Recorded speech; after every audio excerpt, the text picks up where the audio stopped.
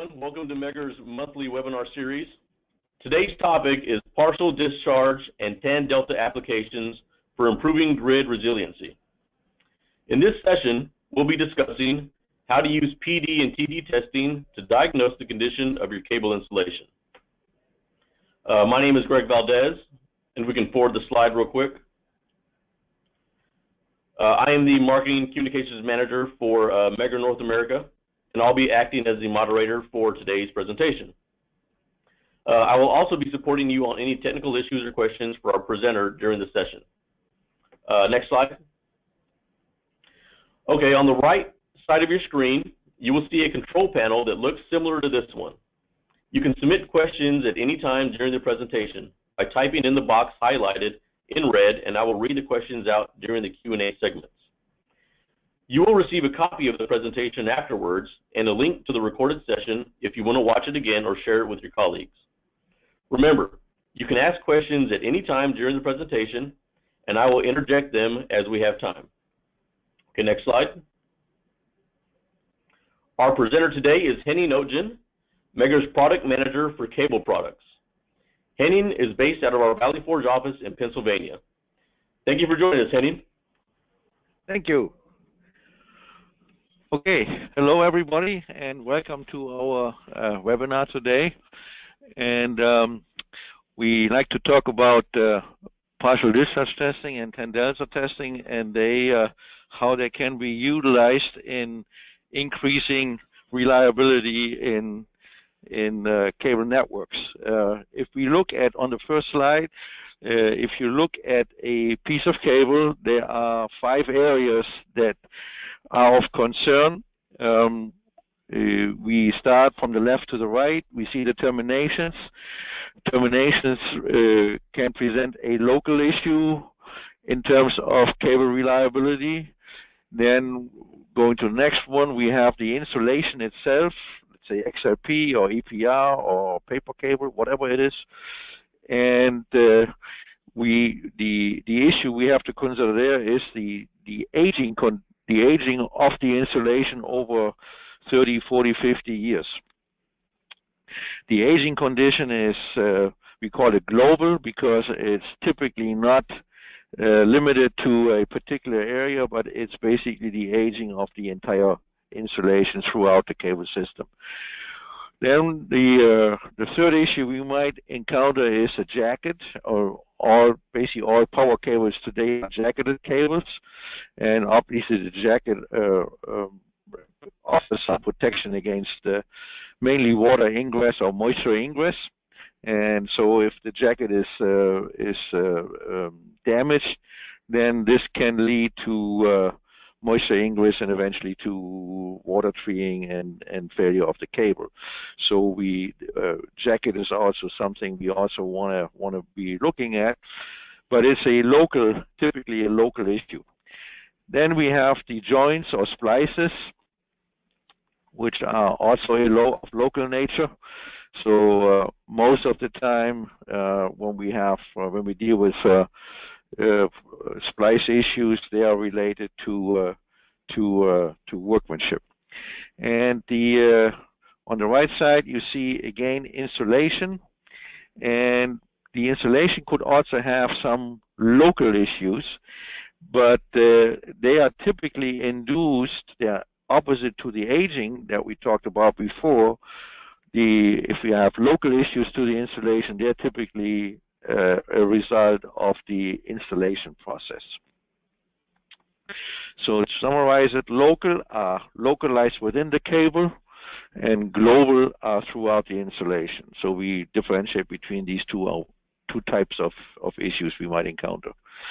Just to show you a little, let's say, reality here.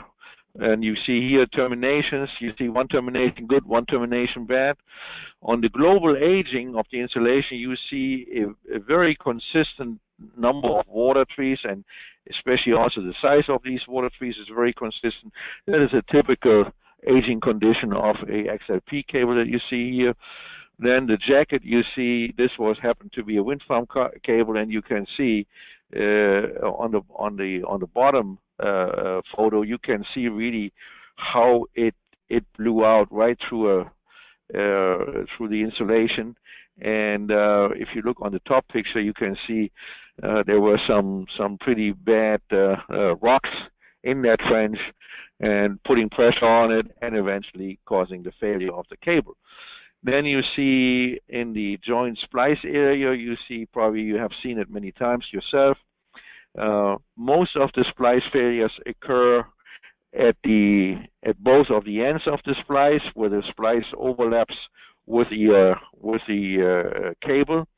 Not so many faults you see anymore in the middle of the splice. And then on the right-hand side, you see a cross-section of an XLP cable with a very localized insulation damage. And you see one huge water tree there. And obviously, this had to do with either the insulation, there was some high stress point in the insulation that eventually led to the formation of water trees. But if you look at that one compared to the second from the left, you see there's a big difference between the dispersion of these water trees, and that's why one is a local issue and one is a global issue. So you can see we're only dealing with one type of global issue, which is really true to aging condition of the cable, and all the local issues are pretty much related to the installation process of the cable. So what is the objective of testing and diagnostic of power distribution cable? We want to increase the reliability, and as a consequence of this, also we want to have a reduction in the outage minutes. This is pretty much the driving factor in today's business environment in the utility industry. So what is the strategy to increase circuit reliability over the cable life? You know, it starts with the acceptance test of a new circuit. It ends with the cable replacement, and in between we have the periodic maintenance test of service-aged cable circuits. So we have to, from a testing and diagnostics point of view, we deal with the acceptance test, and we deal with periodic maintenance test. So acceptance testing of new circuits, we do those to mainly identify potential workmanship issues. And I'm just listing the components we have in a circuit, which is the cable. Typically, we don't have, much of, let's say, a concern about a new cable if it's purchased from a reputable cable manufacturer. Cables have improved quality of cables, especially extruded cables, which represent the majority of cables used today. They have improved in quality substantially over, let's say, the past 20 years. But we are concerned about the cable from a workmanship issue, for instance, bending radii or pulling force on cables. Those can affect the cable itself. Then we look, obviously, splices, which is a workmanship issue if improperly installed, or maybe there were some compromises done to install a splice. And then the same is true for terminations. So really what we're trying to do with the acceptance test, for the most part, we're trying to flush out workmanship issues. So what are the acceptance test methods?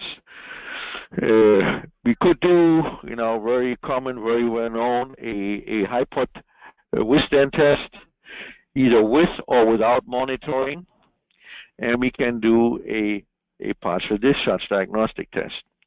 The high-pot test is a very common test. It has been done for many, many years, and back to the days when we installed paper cables.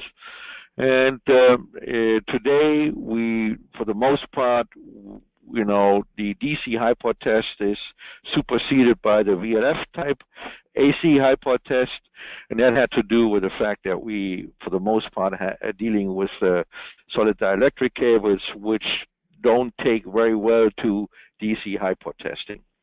And so if we do a regular high-pot test according to IEEE 400.2, the voltage specified is 3 per unit. The V0 is the phase voltage to ground, and that is typically the voltage specified for a 0.1 Hertz VLF test set. And what will it do? What will this test reveal to us? If we had severe workmanship defects in joints and terminations, and if we have severe cable damage from the installation. So the issue is, that's why I underlined the word severe, because if there are, let's say, smaller type defects in these categories, the high-pot test typically will not make them fail, basically. You know, the way we can see that we have an issue or not is basically by failing the cable at that location. So, you know, if we have a localized defect, we convert that localized defect by the high-pot voltage to a real cable fault, and then we locate the fault, we know where it is, and we cut that piece of cable out and put a splice in. So that is the you know, what a high-pot test can do for us. It's like a screening test to screen out the real severe and bad situations, but it cannot tell you by pass. It's a pass, typically a go/no-go test. So if it passes, it doesn't tell you what kind of a margin the test is passing. There is, I think, some knowledge about once you pass a high-pot test, typically you can expect to have maybe a 2-year, 3 period or 2 or 3 year period without any trouble on the cable. But there are situations where that assumption is incorrect. And that's where, you know, we come in, and if we do not just a plain high-pot test, but we do a monitored withstand test where we monitor certain parameters, then we can see, you know, during the duration of the test, basically whether this cable is going to fail or not. And that's why, you know, a monitored high-pot test, I think, gives you more information than just a plain go/no-go high-pot test. If we really want to see how good or how bad a cable is, then the PD test is a very good tool, and because it can not only tell us how bad or how good it is, it can also, as the only test method overall in all cable testing, tell us where the defect is. It can localize the problem. And you know, I know some people might say, well, PD testing, it only can tell you about certain defects, and that's correct, because you need basically a high resistance defect to get a discharge, so it can be picked up as partial discharge. But for the most part, workmanship issues in splices and terminations are this type of problem, because you have in different type materials you assembling on top of each other, and whenever you have very small gaps between, that's where you have PD building up. So it is I think a fair assumption to say that a partial discharge test is a very good test to find out whether you have issues in splices and terminations in terms of acceptance testing. And so these two methods are available, and like I said, there is the monitored withstand test. There are different ways to monitor a high-pot test. You can use actually partial discharge levels to monitor a high-pot test. You can use 10 delta to monitor a high-pot test, and you can use also leakage current to measure a high-pot test. And I mention this because one of the VLF technologies allows to measure leakage current during the test, like you would have done in the old days on paper cables. The 10 delta, using 10 delta as a monitoring tool, is maybe a little bit questionable, for the simple reason that 10 delta test, we normally do 10 delta tests to determine the aging condition of cables. And since we are dealing on acceptance tests with brand new cables, the 10 delta information, which is a global parameter for the cable insulation, might not be telling us or might not give us a real indication because there is no aging condition at that point in time. So now if we look at periodic maintenance tests, what methods do we have? We can use VLF 10 delta. It's typically perceived as the method of choice today to detect treeing in cable insulation, especially in XLP cables. I can use a VLF hyper test to see cable treeing, but then it has to be at the point that it will fail. Okay, so differently, it's not really a diagnostic test, it's more a hyper test, a go-no-go test.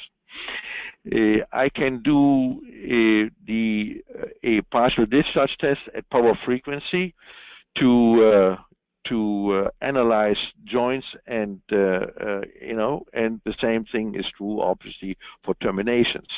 And by doing that, I can see whether joints or terminations have any workmanship issues, because there's a very simple rule: a brand new splice or termination should have 0 PD. As carried out as a field measurement. Because we're not talking about factory testing here. We have to do these tests, these acceptance tests and the periodic maintenance tests as field tests, which is a very different environment than what the manufacturers can do in their manufacturing plants when they test these accessories or cables. And then we have 10 delta, the VLF 10 delta test, and it can also, aside from the first item where I mentioned 10 delta, it gives the aging condition of cable insulation, it can be also an indication of aging in terminations. And especially when you have we talk about it a little later, the delta 10 delta, where you look at the change of 10 delta over different voltage steps, it can be a very good indicator of problems in terminations. Simply because you have a lot of leakage on H terminations, you can have leakage over the termination, and that creates this effect. And basically, obviously, if we use a VLF hyper test on the termination, then we can also use that, but that's a hyper test again. So we have a choice between basically hyper testing and diagnostic test methods. The test parameters are, you can see typically for the diagnostic test, the voltage levels are much lower than for the hyper test. You can see here on the bottom of the slide, the VLF 10 delta, the tip-up is typically performed at 0.51 and 1 U0, 1.5 U0, where the VLF hyper test is for maintenance carried out about at 2.5 U0.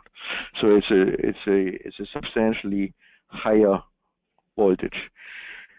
Partial discharge testing, when carried out at power frequency, we typically use 1.7 U0, maybe 2 U0, but most of the time people do not want to go higher on power frequency PD testing than 2 U0. This is just basically a little chart to show you what type of defects you might have in certain type of cables, and you can see paper cables don't show any water trees, but all cables show the same issues with splices, and so it depends. There are some testing methods that are very specific to specific defects. And really you can say the 10 delta is very specific to the aging condition caused by water trees. That is the big benefit, because we have so many XRP cables in the field today that we like to monitor the aging condition and to make replacement decisions on it. And that's why the 10 delta is a good tool to do that. I can have, on the other side, if I have severe water tree damage in cables, there are water trees that will not show up on the, if I have individual, really substantial water trees in a cable in a local area, they would not show up as a global measurement on the 10 delta, but they would certainly fail under a high-pot condition. So, yes? I'm sorry to interrupt. We have one question. Does VLF testing accelerate electrical treeing in an XLPE cable if they're already present? Well, if you have an electrical tree, under the VLF condition, the electrical trees at the voltage as prescribed in the test will grow faster than under 60 Hertz conditions. That is one of the reasons why it's very beneficial to do a VLF test, because otherwise, if the growth rate would be the same, there would be no sense in doing it, because you could not get the cable to fail during the test time. Then you just would run normal operating conditions. The electrical tree will grow much faster at 0.1 Hertz at 2.5 or 3 per unit test voltage. That is correct. And it's a welcome effect that it does that. It's like any type of testing you do, whether it's mechanical or thermal testing, you typically do under accelerated conditions, and actually this is the acceleration effect. If we go as a summary to the next slide, we have acceptance tests of new circuits. Typically we have 0.1 Hertz VLF high-pot testing, which will find all major weak spots, and we can do a VLF monitored high-pot test where we use leakage current 10 delta or PD. Like I said, 10 delta is a little questionable, the benefit of that, and we can do partial discharge testing, obviously. So actually, to do it in one test, if you do a monitored high-pot test where you use PD as a monitoring level, then that is basically, I think, a very pragmatic approach to this problem. When we go to maintenance tests of service age cables, we have the 0.1 Hertz 10 delta. Most of the time to find basically the global insulation aging condition due to water trees. We have the monitored high-pot test where we again use leakage current 10. In this case, on service age cable, it makes sense to use the 10 delta because now we're talking about the aging condition. We can also use PD as indicators for trending the test. And we can also obviously use a PD at power frequency. You see, so the selection of methods is not a huge selection. It's pretty much the same methods, but by applying them in certain situations, we get the information that we are looking for.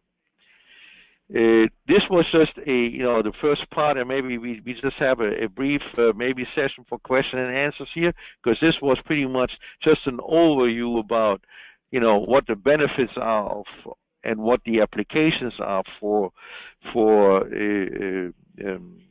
commissioning tests and for maintenance tests. And the following part is more about some of the more technical information about the individual methods. So I don't know if there are any questions, Greg. If you want to. Yes. Someone was asking if you can go into more of a definition of what is a monitored high-pot test. A monitored high-pot, let me start back just with a high-pot test. A high-pot test is a go, no-go test. It either passes or fails. It's like playing Russian roulette. You don't know what the outcome of it is. That's why to have an indicator during the high-pot test, how the cable is reacting to the high-pot test is a very welcome addition to it, and that's what we did in the old days when we did leakage current during a DC high-pot test. If we saw the leakage current decreasing, we knew it was fine. If the leakage current was holding steady, well, there was a problem. And if the leakage current would go up during the high-pot test, we knew we would get the cable to fail. So a monitored high-pot test is just doing a hypo test, but with the addition of having an indicator whether this cable is going to pass well, pass, let's say, at a, well, some concern, or will go bust during the test. And that's what the definition of the monitored withstand test is. And it's actually written up also, described in IEEE 400.2. And I think it offers, again, compared to just the plain hypo test, good additional information, which that's why I think a monitored hypo test is always to be preferred over just a plain hypo test. Okay. Any other questions at this point, or we want to? Are there any recommended intervals that tan delta tests can be performed on the cables? At what intervals? Well, it depends a little bit. If you look in IEEE 400.2, there is a action list written up in the standard, and if you have 3 classes, no action, basically keep an eye on it and replace. It's very rough categories. So typically, if you met all the criteria to pass a tan delta test, then most people say I have maybe 3-4 years time before I should revisit this. If you on the other side get a tan delta result where it says, well, you should keep an eye on it, then you might want to retest it every year. And most likely after the next year, maybe you see a clear deterioration of the cable, which then might make you put this cable on a replacement list. So, but if you get a good test, it's typically 3-4 years. It's similar with the VLF hypo test. If you do that, a cable that passes a VLF hypo test typically is expected to go for 3-4 years without any problems due to the increased aging condition of the insulation. Okay. All right. Maybe we want to move on. Like when you do periodic maintenance tests, your objective is on the cable global aging from water trees, workmanship issues, on joints workmanship issues, termination workmanship issues, which cause PD, and terminations. It's a little different. It's not water trees you're looking so much for, but you have local aging, and you have heat, you have ultraviolet radiation. That can increase the losses in these accessories, creating more leakage and which could cause failure of the accessory. And then you have the jacket. Obviously, we know all if the jacket, sometimes I've seen it on wind farms where cables get plowed in, and by plowing in, the whole jacket was stripped off over maybe several hundred feet of cable. So obviously that's not a good situation. Now when we look at very low frequency AC hypo testing, we have to recognize there are 3 different applications really. And when people talk about it, we have to be clear what's meant by it, okay? To the left we have what we call the workmanship test. And that is really, what does it tell you? It tells you something about your operational integrity. That means I put a splice in, I test the cable, and I can be sure I can switch the cable in without the circuit basically blowing up. Okay, that's what that really means. I can do a preventive maintenance test. It also gives me basically in contrast to the operational integrity, it will give me some operational reliability information, because if it passes the test as prescribed in 400.2, then it will and it passes that test, then it's typically an indication that the aging condition is at a level that allows me to operate this cable for another 3 or 4 years before I should retest it. So this is preventive. Now we can go to the predictive maintenance test, which is a monitored or diagnostic type test, and that is basically also giving me insight about the operational reliability of the cable. All 3 different applications are driven by their own sets of requirements, and what that means is sets of requirements is test time and test voltage. Okay, and if you look on the next slide, I try to summarize this here. The test on the workmanship test, many companies use basically operating voltage for maybe 5 minutes. And what is the test objective? Substantial workmanship issues in splices and terminations. And what does it mean really? Cable can be switched in without risk of immediate failure. That's what all this test can do. Compared to the preventive or monitor withstand test is where I have a voltage, the lowest voltage I should ever use is about 1.7. And that 1.7 comes from the fact if you have a 3-phase system and you have one phase going, let's say, faulted, then you might have, depending on the type of 3-phase system you have, you might have system voltage between the other 2 phases. So you basically testing for the worst case scenario here.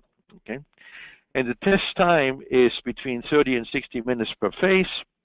And what is the test objective? Defects, to find defects in splice and termination and the cable installation. And what does it really mean? If a cable system passes this test 60 minutes at this test voltage, there are no substantial defects, statistically 3 to 5 years fault-free from aging condition. So you can see it's a big difference between these type of tests. And when people say, we do VLF testing, it's very important to understand what type of VLF testing they do. The workmanship test or the true preventive test, which is in essence a condition assessment test. So I think it's always good to understand what happens during the VLF hypo test, because when we changed from DC testing to VLF testing, there was obviously a lot of people said, well, we should do very similar, because we have good experience with the DC test. Well, that doesn't work very well, because the effects of the AC or the 0.1 hertz AC are very different during the test on the cable installation than that of the DC. Okay, so we have in the service age cables, we have water trees, and once they reach a critical size, they will be converted to electrical trees, and they will fail. So we can accelerate this by, if we have water trees that have reached a critical size, they will be converted by the high electrical field from the VLF test to electrical trees, and now these trees grow very rapidly and they will fail. So this is basically you trying to flush the weak spots out during the VLF test. And the time really you use is how long you do the test. It's a little bit of a compromise between how many test failures you want to see versus service failures.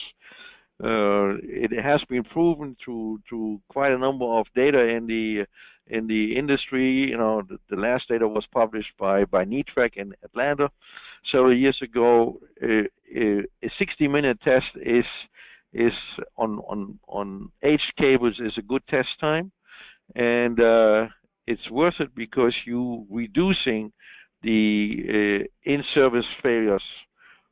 You have more test failures, but you have fewer in-service failures. So that's the balance you have to do. And depending on certain, there are some customers that have very special network systems, and they might opt not to do a 60-minute test, but they might only opt for a 30-minute test because they're balancing the time of the outage time of a long feeder versus the in-service failure rate. Okay, so that can be an argument, but typically, 60 minutes, 15 minutes is way too short. It has proven it's a disaster to do a 15-minute test. At least 30 minutes on H cables, but on the better, our recommendation is always 60 minutes on service H cables. Okay, so when you have what happens with the let's say accessories, I call them man-made accessories. They are layered in nature because they have different types of materials, and basically these different type materials have different dielectric properties, which create basically a voltage divider across this insulation. And if you have air pockets in it, that's really what the issue is, because typically the field in the air pocket exceeds the breakdown voltage of air, and you get partial discharge. And so that can happen when you put also the VLF voltage on. If you reach that critical voltage in a splice or termination, then you might get a splice failure during that test. The first fact is the total number of overall faults, regardless whether you test or you don't test, is theoretically the same. It's just that the question is, when do you see these faults? Okay, do you show them as FOS, which is basically failure in service, or you see them as failure on test? And typically today, I think the thinking is, I rather have the cable fail under controlled condition. That means during a plant outage, rather than during in service when I have no control over it. Okay.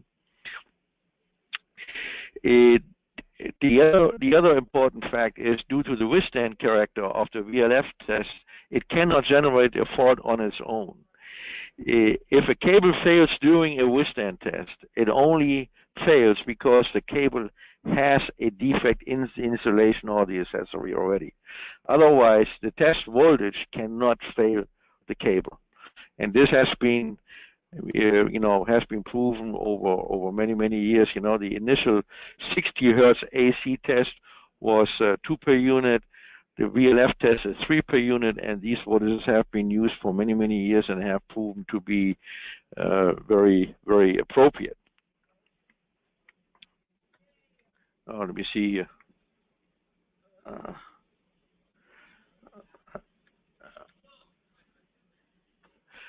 This diagram, you can see the effect, coming back to the one question I was asked earlier, what happens under VLF condition to the growth of electrical trees.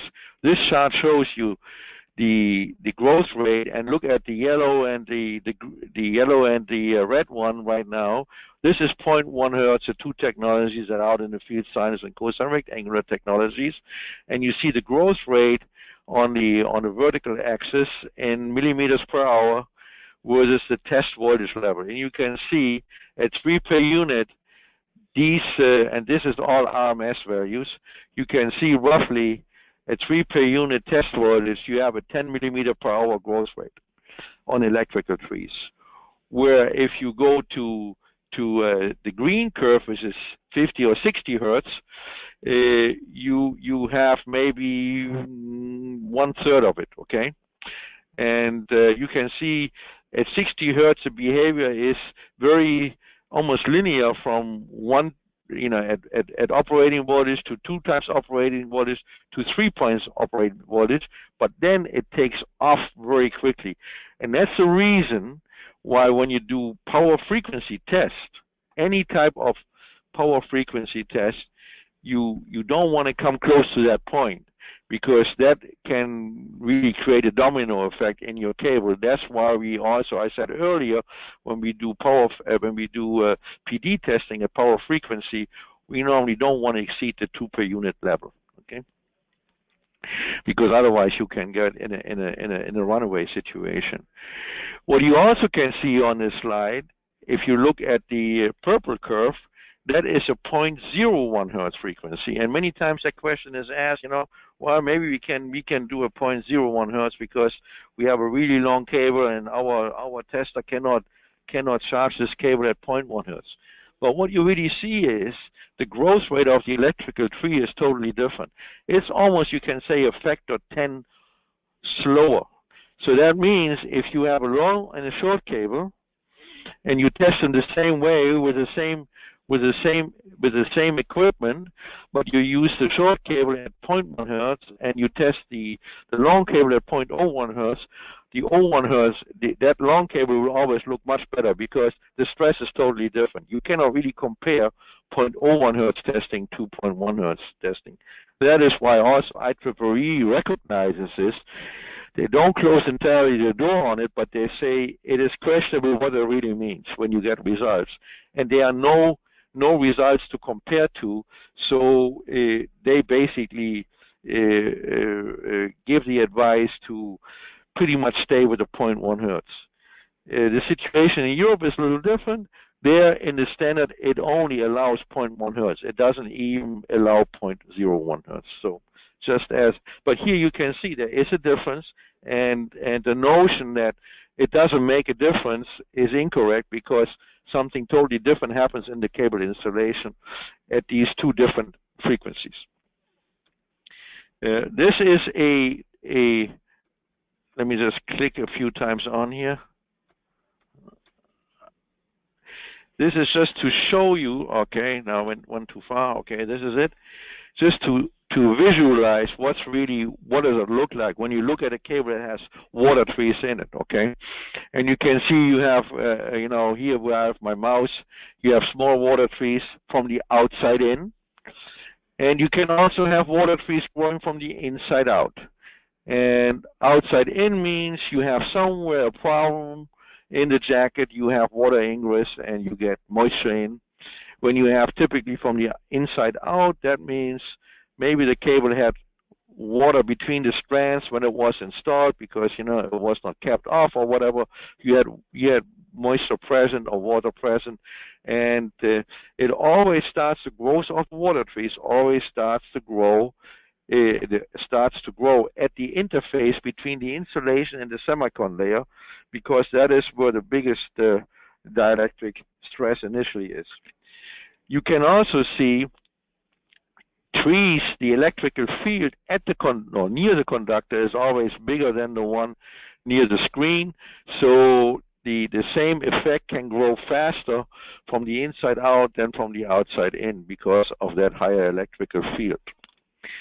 And then you see here, this is for instance what we call a water tree of a critical size because it has already crossed about good 3/4 of the insulation. And these are the types of water trees, when you do the VLF test, they will get converted to electrical tree and now grow very rapidly and grow to failure.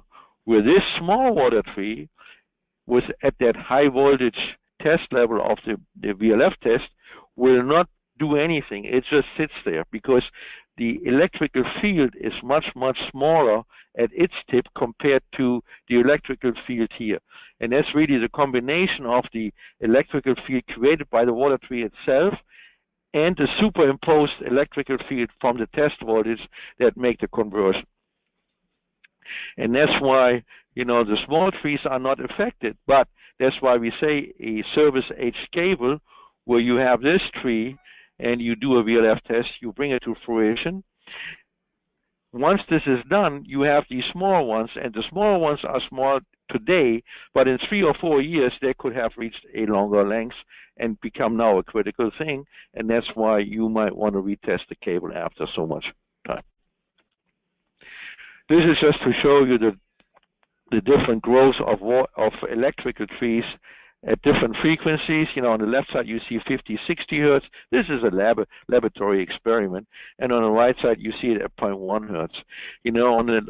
At 50, 60 hertz, electrical trees grow like tumbleweeds. Okay, and you see in the end it fails, and you see the discharge channel here. But when you look at the 0.1 hertz, you don't get the tumbleweed. You get a very directional, very fast growth of the electrical tree at 0.1 hertz. And that's, like I said, is beneficial because it accelerates this effect. So two types of hypotesting: withstand testing, step testing. What is the purpose of withstand testing? That's basically detection and elimination of local degradation. It's a non-destructive. I want to emphasize this. A withstand test is a non-destructive test. The cable might fail, but it fails because it has a defect. And that is in stark contrast to when we look at a step test, which is also a hypo test. That is the determination of the true aging condition of the cable. And obviously, it's always a destructive test because I have to test it till failure. And that's why it's really important to recognize the difference. A hypo test, according to IEEE 400.2, is a non-destructive test because the fact that I apply it is not automatically failing the cable unless it has a problem, where the step test will always fail the cable. This is, I think we jump over this. This is an interesting slide because it shows the breakdown strength of cables without let's say without water trees, and regarding compared to with water trees as a function of the frequency. And what you can see is this is the VLF. The green is where the VLF is here 0.1. You can see 0.1 the difference between cables with water trees and cables that have no water trees. The breakdown strength is a huge difference. Where if you go to 60 hertz, that difference is much smaller. So why is this important? Because some people are concerned. They say, well, if I test the cable with the VLF, don't I weaken the cable? And you can see here, if you have no water trees, you're not really weakening it because you would need so much more voltage to make it fail compared to when you have them. So, and this is in contrast to the 60 hertz where that difference is much, much smaller. So a good cable versus a bad cable, so to speak, you might inflict much easier damage to a test at 60 hertz than you would do at 0.1 hertz.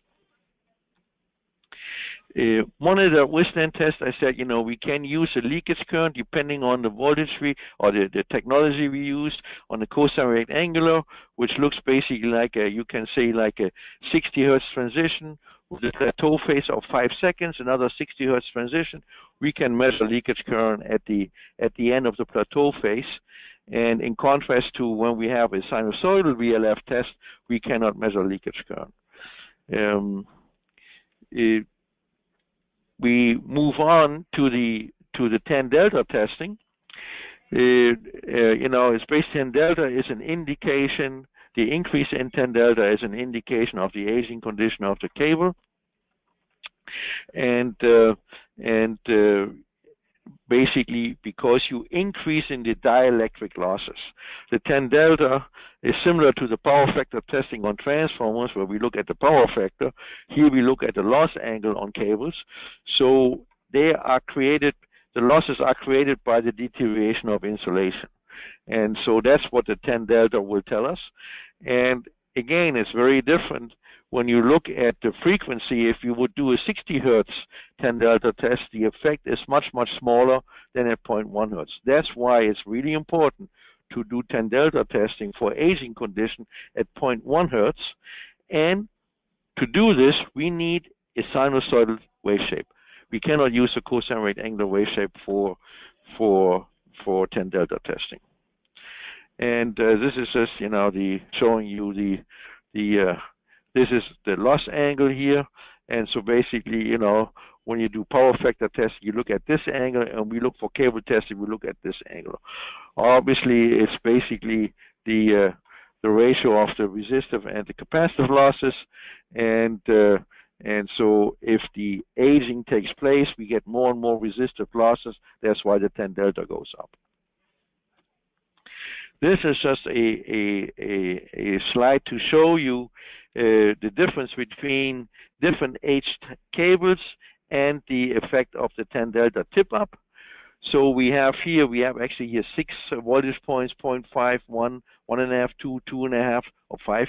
And so if we do on a brand new cable, you see we get a flat line. And that means there is basically nothing we can pick up in terms of aging. And the tip up is really the delta 10 delta. In IEEE, it's defined between the difference between the value at 0.5 and 1.5, and here you can see there is no tip up, right? If we go to the other extreme, strongly serviced age cable number 4, you see here the tip up between 0.5 and 1.5 is substantial. And that's pretty much, and in between you have different degrees of aging. There's also something that you can see here. When you see the jump of the 10 delta, this is something that should be noticed, because you could also have let's say a linear increase from here to here, and that would mean that it's normally much better to see than a jump, because a jump always suggests something is changing drastically. And for instance, what could change drastically, the losses, if you get to a point where you ionize a problem in the cable, for instance, then you get an avalanche effect, and your 10 delta or your leakage current will jump up. Whenever you have a jump up in a cable, there is a good possibility that you're dealing with something of a PD nature in it, and that's what creates this jump. If you had a cable that it has maybe a much higher 10 delta, but has a very nice linear slope to it, that is normally a less endangered cable than the cable like that you see here in the blue, marked as blue. So when you do look at 10 delta testing, it can be done in various ways. You can have external 10 delta equipment, you can have internal 10 delta equipment, and typically most equipment today goes clearly towards the internal because it's a whole lot easier in the field to apply, and only if you would really require very, very high precision type measurements, where you also have to look at the leakage current over the terminations, there is a way to do this, but it's a very, and it's just shown here, it's a very, let's say, I don't want to say cumbersome, but it's more involved method. It can be done. It's almost like you're using guard rings in the field, okay?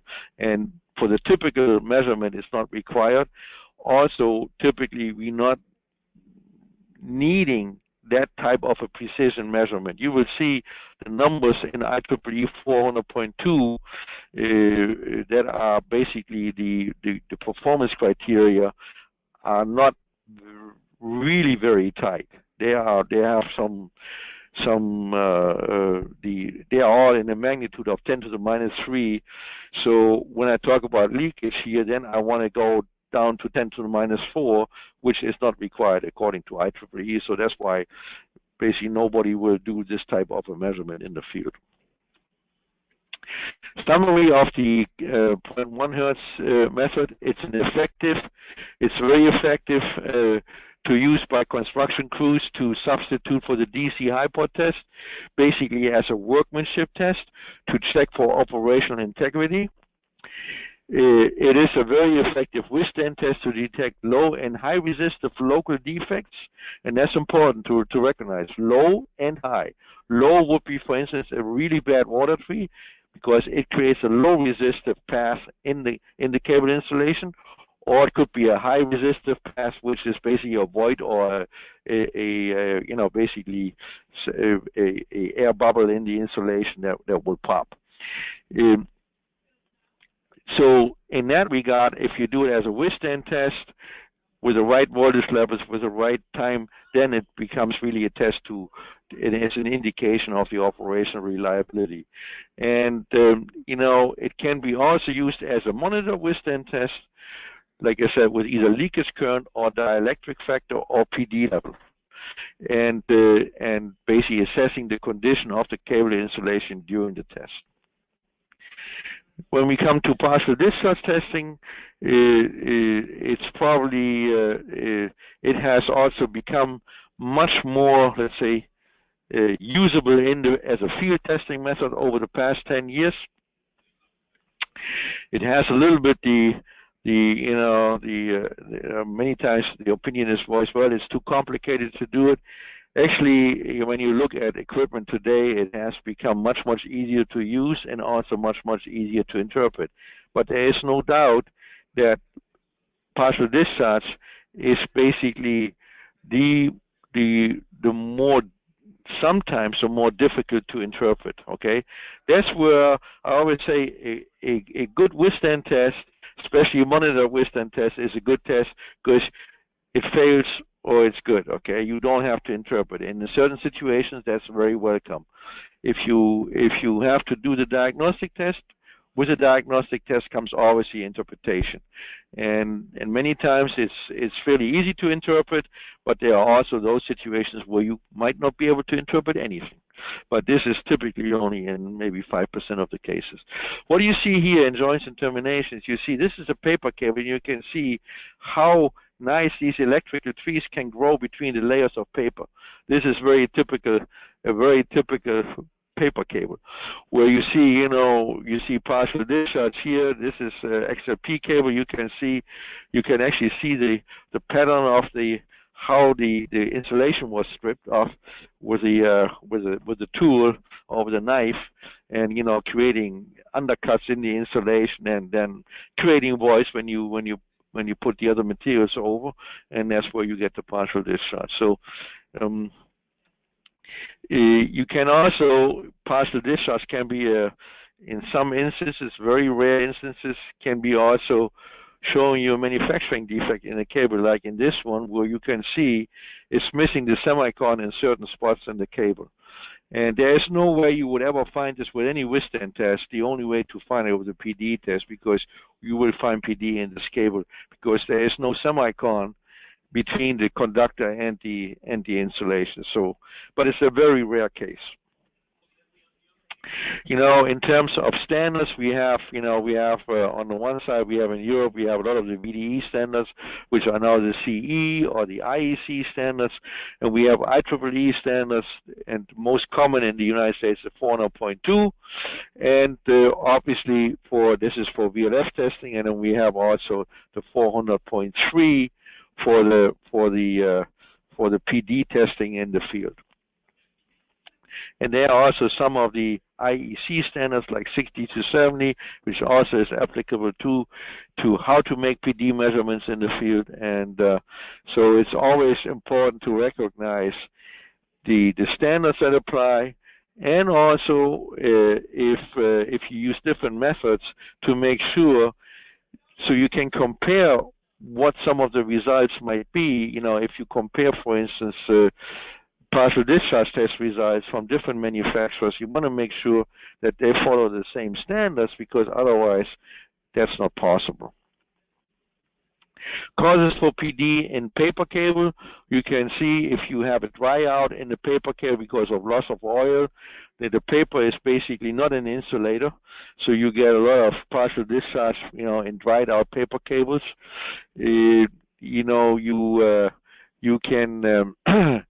You can get, if you have water ingress, which is the other major cause for paper cables to fail. So basically, you basically shorting out part of the insulation by the moisture ingress, which means you're increasing the stress in the other areas of the cable, which it can increase it to the point that it fails. Okay, and here is basically a drawing of what I showed you before in that photo, how you can see carbonized PD tracks between the layers. Okay. And that's when you have PD in paper cables and you want to repair them, you have many times you have to peel the tape back to where you cannot find it anymore. So it could be over quite several meters, okay, where you have to, or several feet where you have to redo the insulation. In XLP cables, we have in older XLP cables, which were not as well quality controlled as they are today. We had maybe inclusions, foreign objects. Whenever you have that in a cable, you increasing the stress, the dielectric or the electrical field at that point, and that creates more stress in the insulation, which ultimately will create issues to the insulation. You might have impurities, you might have voids, you might have, this is a very, very bad situation when you have delamination between the insulation and the semicon. That means if you bend the cable too strongly, then the insulation will separate from the semicon, and you might get an air pocket in between, and that's basically the end of the cable. Okay. We have several parameters that we're looking at when we do partial discharge testing. One of the parameters is the PD inception voltage. And that is basically the voltage at what voltage level the PD will start to show up. If it starts already below, if it's present below operating voltage, that is bad news, because that means that cable has constant PD. And if it's an XLP cable, it's just a matter of time till it will fail. If it's a paper cable, it can live with it for quite some time because you have the oil present, and the oil will basically snuff the PD out. Here you can see also that the inception voltage is depending on the frequency. That's why I mentioned PD testing at power frequency is today very common, but also PD testing at 0.1 hertz. There is nothing wrong with 0.1 hertz PD testing. However, the results especially might be different when you look at splices and terminations, because the inception voltage might be higher than at operating voltage, 50 hertz, which could give you a false, let's say, feeling of security that there is. And so when you go to power frequency, these issues can be avoided. So our recommendation, we offer as a manufacturer both methods, but from a technical point, we always recommend to do partial discharge testing at power frequency. Here you can see, actually, if you use this particular type of partial discharge testing at power frequency, you can see this allows you to see the inception and the extinction voltage at the same time. This is what we call the damped AC technology, and you can see the damped AC. You see the AC wave as it gets smaller and smaller and smaller, and if you see the PD, you see PD here, there's the inception voltage, and you can see here beyond this point you don't have any PD, so this is the extinction voltage. This is possible because you only give a very short voltage application to the cable compared to a continuous voltage application. If you do continuous voltage application, then obviously you cannot see extinction and inception voltage at the same time. You have to run different tests to approach that level, either on the upside or the downside. Extinction voltage is also very important because, unfortunately, partial discharge has what we call a hysteresis behavior. That means the inception voltage and extinction voltage are not identical. So as you raise the voltage, you get inception. As you decrease the voltage from the inception level, it will not extinguish at the same level, but typically at a lower level than what the inception was. So what people really look for when they do PD testing, that the extinction level is above operating voltage, because otherwise that means you have now constant PD on your cable.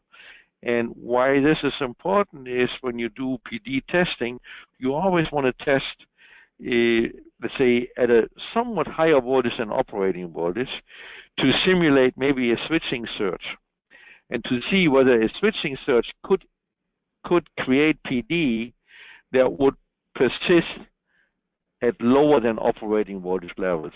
For the most part, we recommend 1.2, 1.3 U0 for this, that will normally be good enough to see whether, or to make sure that your extinction level is still above operating waters.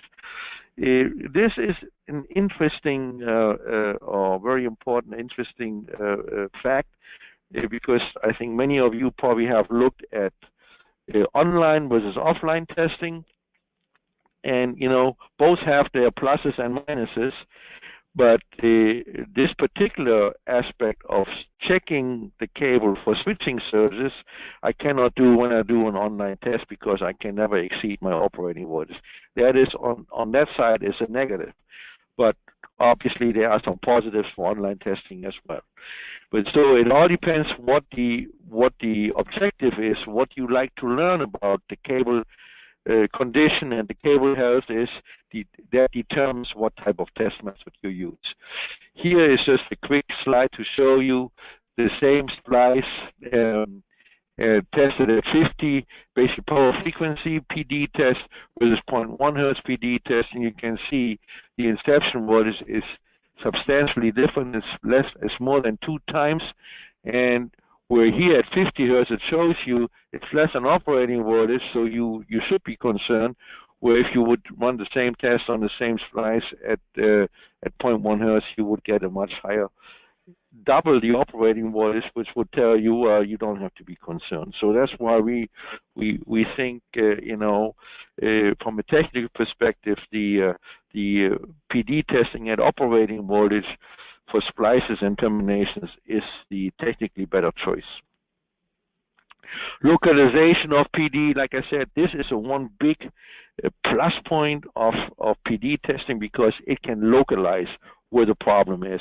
And pretty much it works with the same way as on a TDR measurement. You have a pulse, it travels, back to, from its origin. Here is the origin of the PD. It travels back to the near end of the cable, and part of the pulse will go to the end, gets reflected, comes back, and based on the timing difference between the 2 pulses and the propagation velocity in the cable, you can calculate the location of the PD. This is how it's done. And you can see here, this is the original pulse, basically as it's received here, and this is a reflected pulse. And you can see the reflected pulse is attenuated and dispersed like any pulse would be. The cable acts like a filter, almost like a bandpass filter to the pulse. And that's also what, if you have an extremely long cable, can sometimes lead to the fact that you cannot localize anymore because you cannot get the second pulse anymore because it is attenuated to the point it's done. It's gone. Okay? So there are some limitations in terms of localization on cable lengths. This is just to show you a couple of field results here. I have one little issue here. I cannot see the full size of my screen here because I have this from the webinar, that the window in here. But I'm just guessing here right now. I mean, this was a, you can see this better, but you see you have quite a bit of partial discharge on this cable here, and this is just to show you the PD as a function of the damped AC voltage. What you really want to know in the end is you want to know where's the partial discharge. Okay, let me just see if something happened. Okay, and this is what we call the mapping chart. That takes this information, and what it does, it maps it now, and you can see, and this is really the valid or the benefit of this information. It shows you where the PD is, at what level the PD is, and you can see here at 200 meters and 350 meters you have PD. It shows you which phase it is in L1, L2, L3, and many times you see in a 3-phase circuit that you have maybe one splice and one phase that's bad, and at the same splice the other phases are not affected by it. Okay, so but that's really what you like to know, and you, based on the PD level, which is pretty substantial here, you might make the decision to say, well, I can eliminate that by replacing the splice. And this is where the the combination really of the partial discharge test and the 10 delta test come in. Because if you have done a 10 delta test, which shows the aging condition for this very cable to be still in a reasonable range, so you can say, yeah, I can get another 10, 15 years out of the cable, but I have PD in these two spots. So by replacing the splices, you can basically return this cable to a reasonable health status. Okay, so for service age cable, the combination of PD testing and 10 delta testing is a very valid approach, because it gives you all the information you need to know what to do with this cable, whether you need to replace it, whether you can, repair it, or whatever the case might be. These are more, I think, and we have to come to a close here. It's just to show you here, important aspect of PD testing. I can do PD testing in mixed cables. So many cables in network systems in downtown areas are mixed cables between paper and EPR and paper and XRP and maybe all three together. And I didn't mention it when we talked about the 10 delta testing. The 10 delta testing you can only do on one type of cable. You cannot do it on a mixed cable, because the dielectric losses for different installations are different. So if you have XLP and paper combined, the higher losses in the paper, which might be still tolerable, might overshadow a really bad situation on the XLP cable. So that's why it's not possible to really do this. With the PD, you can do it. And this is interesting to see here, because you see you have the transition splice. And typically on the right side, you will see the paper, and you can see PD in paper is not uncommon. Actually, when it comes from the factory, many paper cables have PD, but they can live with it at low levels for many years. Where on the other side, you have basically the XLP part, and there the PD is much more cumbersome. But you also don't have much PD there. So it is typically, when you have mixed cables and you have a transition splice, you can see the left to the transition splice in the XRP section, you have basically no PD. Because if you had PD at the same levels, you would never be able to find it, because the cable would have failed by the time you would see that level of PD. Because remember, the PD levels in XRP cables are probably becoming dangerous over 20 when you have more than 20 picocoulombs. The factory test requires 5 or less picocoulombs for XLP cables, where in a paper cable you can have several hundred picocoulombs and it's fine, it lasts for years. That's really why most people agree that partial discharge testing on XLP cables, for the most part, is really there to find problems in splices and terminations. And there's a number out in the industry, 85% of all PD measured in these type cables is in splices and terminations. And the other 15% is, let's say, to some extent questionable what really is cable PD, because in the field it is very difficult to measure really low level PD like you can do in a factory, okay, because of all the ambient noise you have. Okay, here you can see this is pretty interesting, that this was a XLP cable. I think, but was right in the joint. I mean, like there's nothing in the cable, but the joint is a really bad joint. Here you have another. This was apparently a paper cable, and you can see the joint, and this is basically just PD in the paper, but you can see by far this is the worst, and this is where the splices. You can see here the splices, actually where you have the black dots, these are the splice locations. And, you can say, well, that splice also seems to have maybe some issue here, but these other ones are not too bad, but this is really a bad one.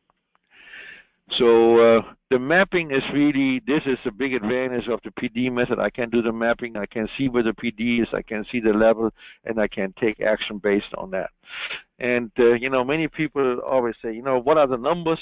And the numbers you have to take with a grain of salt, okay? And I think this is expressed in this cable.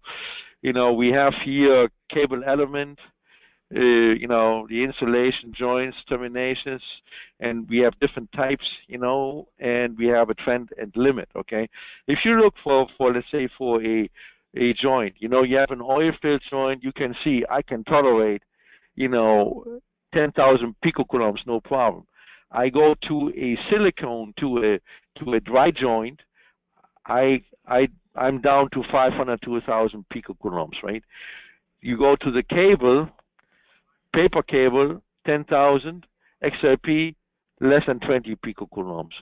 These are just basically ballpark figures, because the issue is, if I have, for instance, a joint or termination, it might even depend on the manufacturer who made it, what these levels are. They can vary from manufacturer to manufacturer.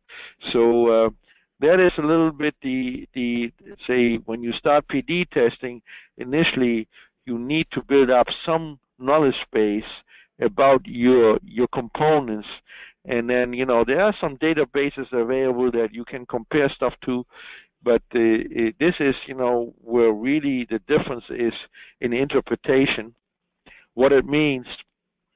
You know, when you compare cables to each other, or different type cables especially, and different types of accessories. And decision-making XLP cables, if you have a new cable, it should be PD-free, okay?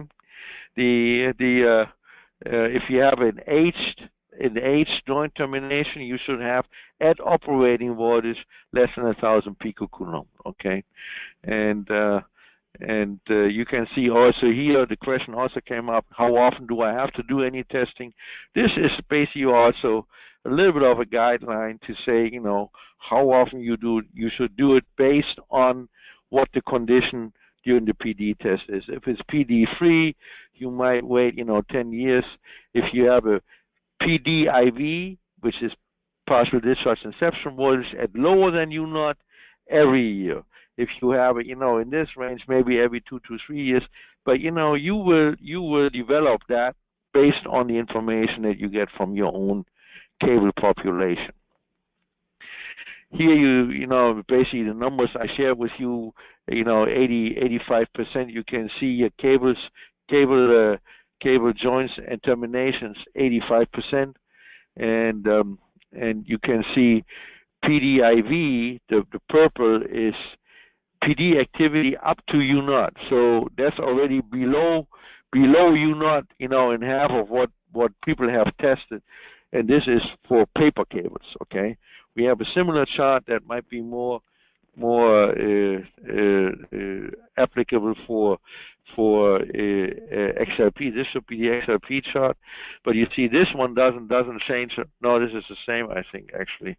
See, I thought I had one slide. No, I don't have it. Okay, I'm sorry. I thought I had a slide. What does it say on the right side of the slide? Does it say XLP, or does it say paper cable, PIC cable? I cannot see that because it's covered up, but the numbers seem to be the same as on the previous slide. And you know, this was actually accumulated by a utility company in the Netherlands. And I have to say, the Netherlands, even is a very small country, they have done a ton of PD testing. They have a lot of test results, and the reason is because they have a very strict system for outages. If they have an outage longer than, I think, 10 minutes, they have to pay the end user automatically a fine, okay? So the consumer gets money paid for any outage over 10 minutes. So it's really an incentive system. You pay the fine, or you spend some money on testing to avoid it. So, you know, it might be not a bad system, but that's what they have, and that's why they did a lot of testing in the Netherlands. This is just a brief overview about different types of equipment that we use, whether it's PD testing, 10 delta testing, VLF testing, and this is, you know, PD testing on transmission cables. So But as summary, to conduct a successful cable test program, the important thing is, what is the goal of the test program? You must identify that. Is it reliability assessment or is it wholesale replacement? Because the strategies are different. If I'm looking for, I have a lot of old XLP cable, maybe bare concentric wire, I must replace it all, I know that. But I have to find the right sequence to do it so I can spend my replacement dollars. So really, I'm only interested in the aging condition of the cable, because if I have a bad splice, I can always fix it. It doesn't affect the aging condition. However, if I'm really interested in reliability, maybe an important cable to an industrial plant or to a hospital, I must look at both. I must look at the aging condition of the cable and at the local condition of the cable, which are typically totally unrelated to each other. So I have to do two tests. And those two tests today are typically 10 delta test and PD test.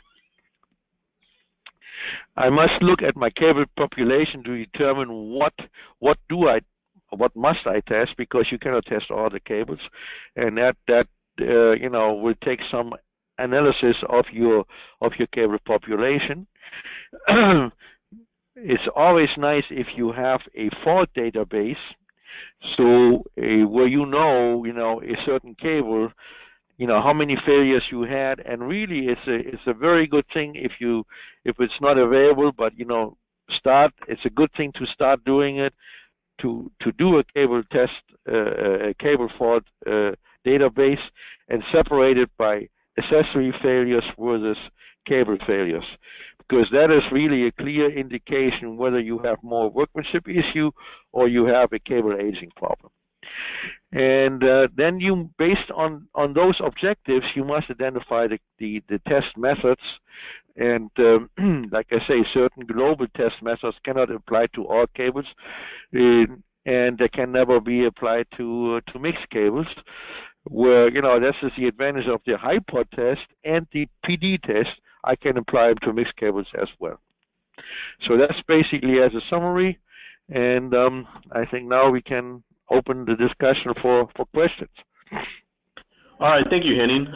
At this time, the webinar is officially concluded, but we're going to stay online for probably another 10 minutes and continue the Q&A session. If you have any questions, please submit them now in the Q&A box. For those of you that are leaving, when you close the webinar window, a survey should pop up on the screen. We would greatly appreciate it if you could take a couple of minutes to provide your feedback so we can continue to improve future webinars. A copy of the presentation will be emailed to you in the next few days, and a recording of this session will be available on our website at megger.com/webinars in the next 2 weeks.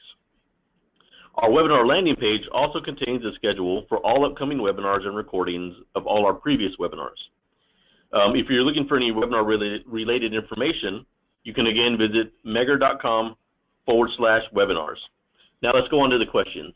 Henning, the first question we have is, what are the differences between using cosine or sine testing waveforms?